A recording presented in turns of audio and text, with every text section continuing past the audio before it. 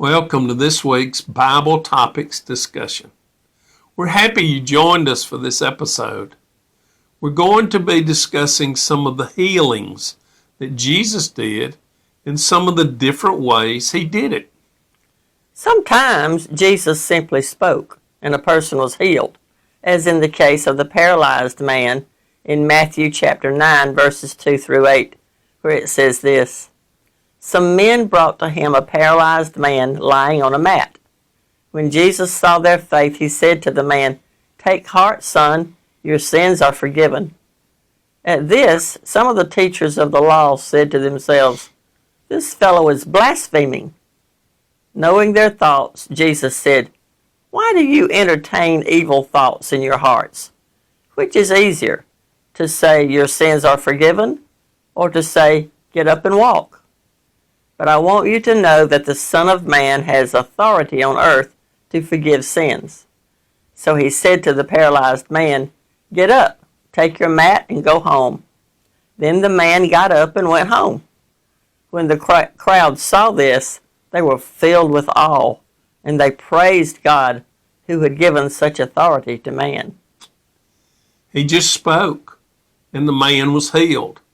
No waving a magic wand, no repeating words, no fanfare. He just spoke, and it was so.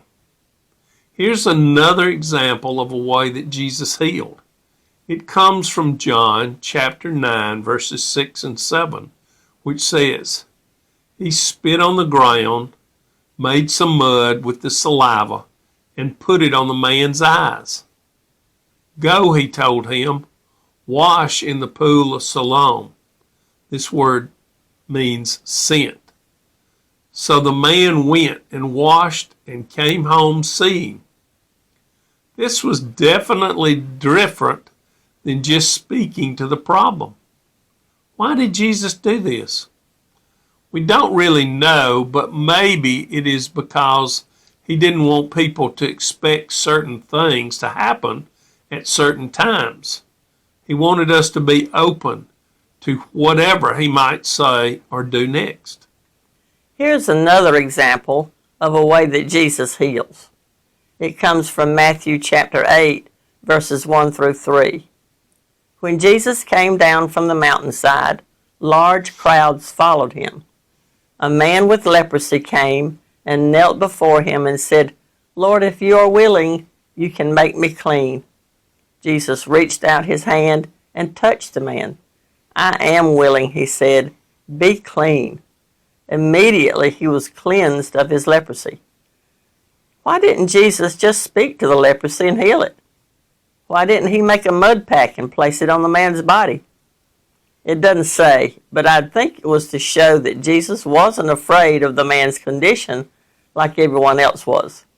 I think it was to show that Jesus is more powerful than any kind of sickness. The man was healed, and Jesus didn't catch it from him. Here's another example of a way that Jesus heals. In Mark chapter 8, verses 22 through 25, it says this: They came to Bethsaida, and some people brought a blind man and begged Jesus to touch him. He took the blind man by the hand and led him outside the village. When he had spit on the man's eyes and put his hands on him, Jesus asked, "Do you see anything?" He looked up and said, "I see people. They look like trees walking around." Once more, Jesus put his hands on the man's eyes. Then his eyes were opened. His sight was restored, and he saw everything clearly. This time he spit on the man's eyes. He didn't make a mud pack. He just spit on his eyes and touched them. You might think that Jesus had lost some of his power since the man wasn't healed immediately, but no. Maybe immediate healing wasn't what Jesus wanted to show this time.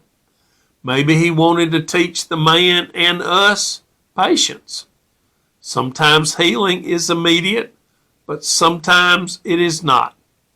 Notice also that the people who brought the blind man begged Jesus to touch him. Could it be that Jesus first spit on the man's eyes to show that he didn't always touch people to heal them, even though he did eventually touch the man? The old saying, "You can't put God in a box," is certainly true.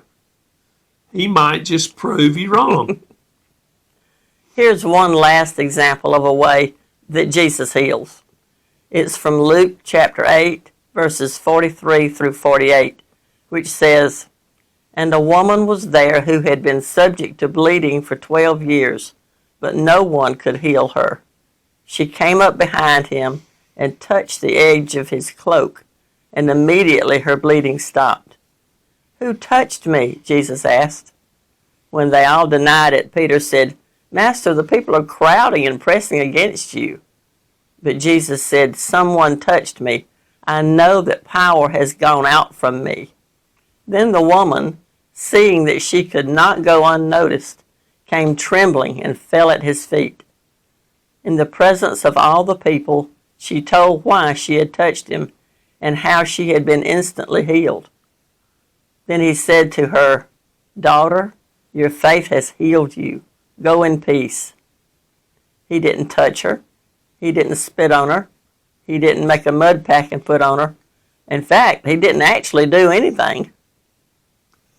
The woman simply believed that if she touched Jesus' clothes, she would be healed.